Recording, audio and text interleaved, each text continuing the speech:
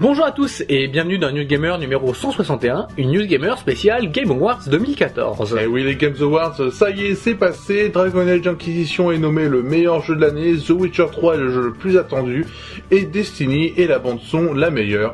En tout cas, pas mal de palmarès que vous pourrez retrouver sur le site. Et aussi beaucoup de vidéos, beaucoup d'annonces, et on retrouve tout ça dans la News Gamer. Dans cette News Gamer spéciale Games Awards, vous retrouverez toutes les vidéos marquantes de la cérémonie américaine avec Metal Gear Online, des jeux indépendants et The Witcher 3. Nous vous parlerons aussi du prochain Assassin's Creed, de Warface et de The Elder Scrolls Online. On vous passera au crible un nouveau jeu avec Lara Croft, à savoir Lara Croft et le Temple d'Osiris. Nous vous passerons aussi au crible The Hobbit 3, le dernier épisode de la trilogie de Peter Jackson. Et on se quittera avec Benoît Poulvord. Juste avant les Game Awards, on a eu une annonce qui nous a fait plaisir. Capcom a annoncé Street Fighter V, le jeu de combat reviendra sur PC et PS4. Oubliez votre Xbox One, le jeu n'est pas prévu dessus. En tout cas, on attend ça avec impatience. Et tout de suite, un résumé de ce qu'il y avait de mieux de cette cérémonie à Las Vegas. La soirée des Game Awards a commencé par une nouvelle retentissante. Metal Gear Solid se met au jeu en ligne avec Metal Gear Solid Online. Par l'intermédiaire d'une longue vidéo de gameplay, on découvre une escouade de choc qui doit s'infiltrer dans une base ennemie pour récupérer un paquet précis. Et bonne nouvelle, ce mode en ligne sera inclus dès le départ de MGS5 The Phantom Pain. De quoi passer des jours entiers en compagnie de Snake en 2015.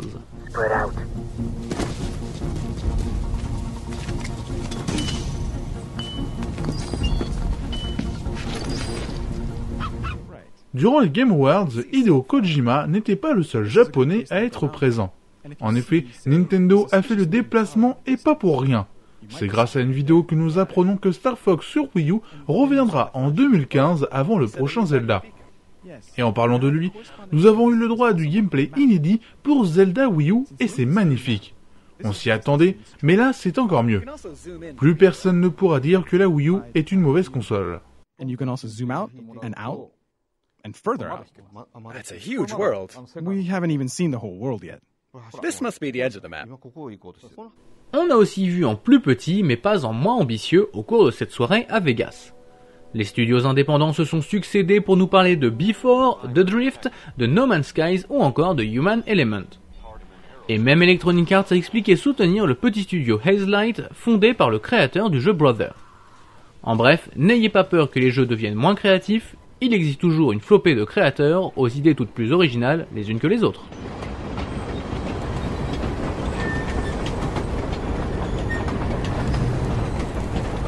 Nommé comme le jeu le plus attendu de 2015, The Witcher 3 en a profité pour se montrer avec une courte vidéo. Une vidéo toujours impressionnante avec une mise en scène excellente. Mais ce n'est pas tout, nous avons appris qu'un second personnage sera jouable durant l'aventure. Geralt ne sera pas le seul héros de l'histoire. The Witcher 3 est toujours prévu pour le 24 février. Witcher,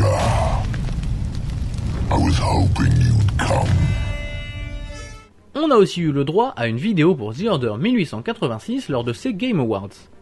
Développé par Santa Monica Studios, ce titre à l'ambiance steampunk victorienne montre qu'il est clairement au-dessus du lot en réalisation technique. On n'apprend pas grand chose, mais ça fait toujours plaisir à voir, uniquement sur PS4 à partir du 20 février prochain. Seize the ship in the name of liberty. Isabeau and I will do reconnaissance. We need eyes on the ground amongst the guests. And imagine me with nothing to wear. Everything seems to be running smooth. Si vous voulez jouer à la bêta de Halo 5, faites de la place sur votre disque dur. Déjà que le disque dur de la Xbox One est limité, il faudra réserver près de 10 Go pour la bêta de Halo 5. Une bêta multijoueur, donc avec peu de contenu, ça fait beaucoup. Et tout de suite, des infos sur le prochain Assassin's Creed. Alors que le dernier Assassin's Creed Unity n'est pas encore débarrassé de ses bugs, Ubisoft nous a fait la surprise d'annoncer Assassin's Creed Victory pour l'année prochaine. On quittera Paris pour visiter Londres à l'époque de Jack l'Éventreur et le tout en moins d'1 an de développement. Honnêtement, Ubisoft, on n'en peut plus des Assassin's Creed. Prenez votre temps, mettez-vous au boulot et produisez-nous un vrai jeu, ça ferait du bien.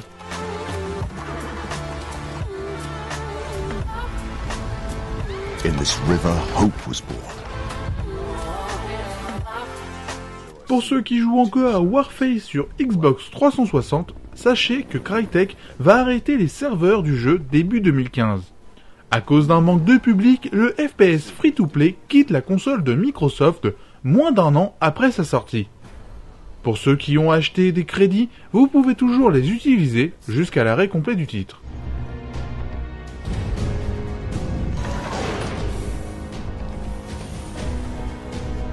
To follow orders. Je doute que cette information intéresse quelqu'un, mais The Elder Scrolls Online est encore repoussé sur console. Et attention, ce n'est pas à cause des résultats catastrophiques de la version PC, c'est simplement parce qu'il y a un léger retard dans le développement. De toute façon, personne n'en veut de cet Elder Scrolls Online, alors s'il ne sortait pas, ça n'embêterait personne.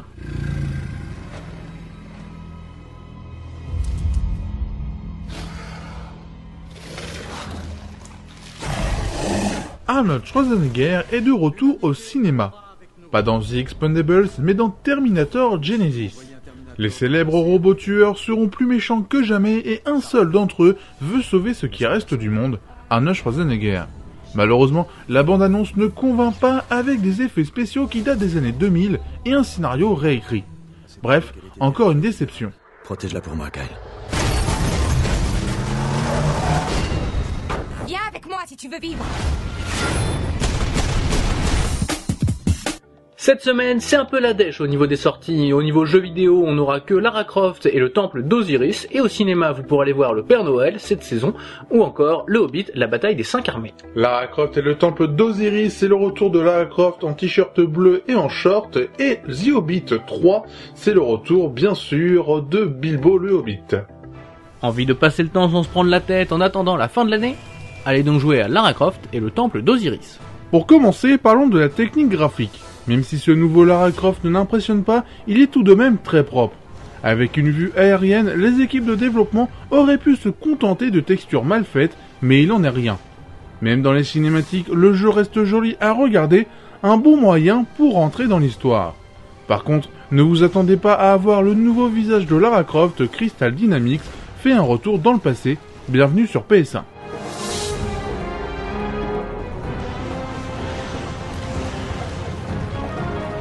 Dans ce Tomb Raider, on met l'accent sur la réflexion et les puzzles. La plateforme est mise de côté et c'est dommage, mais on retrouve au moins les énigmes de la série, c'est déjà ça. Set is raising his army. Croft, are you sure we're up to killing a god? Clairement, cet épisode est fait pour attendre le vrai Tomb Raider qui doit arriver d'ici une petite année. C'est du fanservice et retrouver Lara Croft fait toujours plaisir.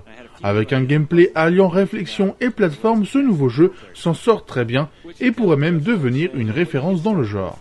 Ce Lara Croft et le temple d'Osiris est au final un jeu bien sympa, ce qui lui vaut la note de 4/5. It's never about punishing the player. He places a huge emphasis on visual language to make sure the puzzles are communicating themselves to the player.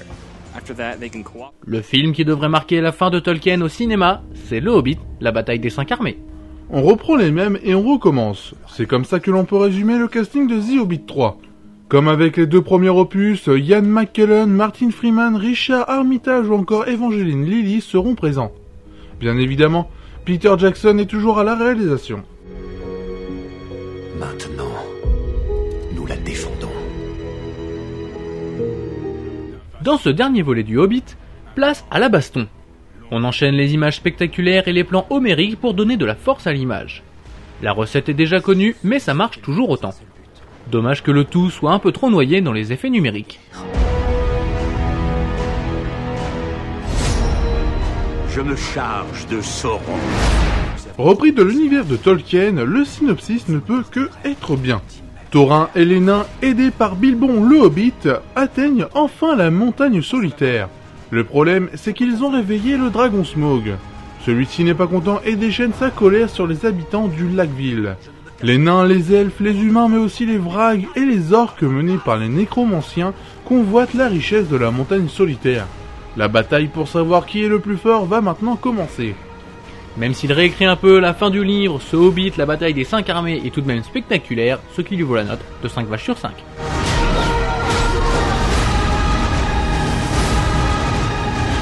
Vous ne devez répondre qu'à une question. Comment ce jour finira-t-il?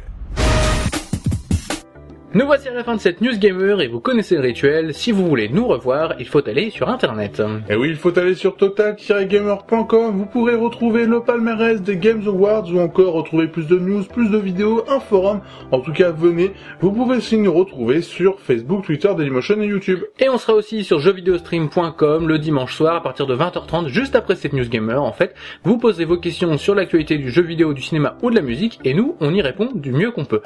On se quitte avec ce qu'il fallait voir, il fallait voir La Rançon de la Gloire. Benoît Poulvord est de retour au cinéma dans une histoire inspirée d'une histoire réelle où le but est de voler le cadavre de Charlie Chaplin. Ouais, c'est pas dingue comme bande-annonce, mais c'est ce qu'on avait de mieux cette semaine. On espère que vous avez apprécié et on vous dit à la prochaine. Salut.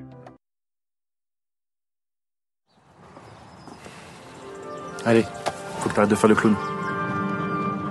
Samira, regarde qui est là. Elle dit bonjour. Bonjour. Rentre, il fait froid. Joyeux Noël. Télévision? Ouais. Où est-ce que tu trouvais ça? T'as dit à Eddie ce que tu voulais faire comme métier plus tard? Vétérinaire. Ouais, papa, il peut pas assurer ça. On parle pas de ce que tu as envie, on parle de ce qu'on peut faire. D'accord? Charlot, qui a fait rire et pleurer de rire, est parti de ce monde sur la pointe des pieds. J'ai eu une bonne idée. Oula. Une idée qui va changer ta vie. Je suis très bien comme ça, moi. Avec ta fille qui fera ce qu'elle pourra, et pas ce qu'elle veut. Vas-y, accouche. On va demander de l'argent à un ami. Tu sais qu'on a enterré Chaplin hier. Et qui est-ce qui t'ont fait en prison? T'es sérieux, là? Je suis Monsieur Monet, comme le peintre. Voler un mort. Tu coises là, tu le coises. Comment peut-on tomber si bas? C'est pas une bonne idée que tu joues comme ça au téléphone. On dirait que tu paniques. Ce n'est pas une plaisanterie. Nous avons Charlie Chaplin avec nous. C'est pas possible. Il est mort, je vous dis. C'est nous qui avons son cercueil. Mais écoutez, passez-moi Monsieur Chaplin, s'il vous plaît. Monsieur, je sais tout, là, j'ai tout préparé.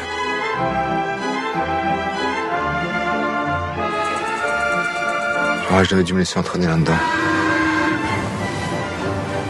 Tu me trouves rigolo? Ouais.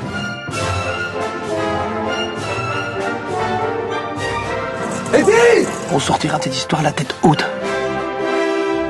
Tu m'entends? La tête haute. Arrête de faire le malin, hein! On est des fous, nous! Je te tuais, t'es mort! C'est un autre style.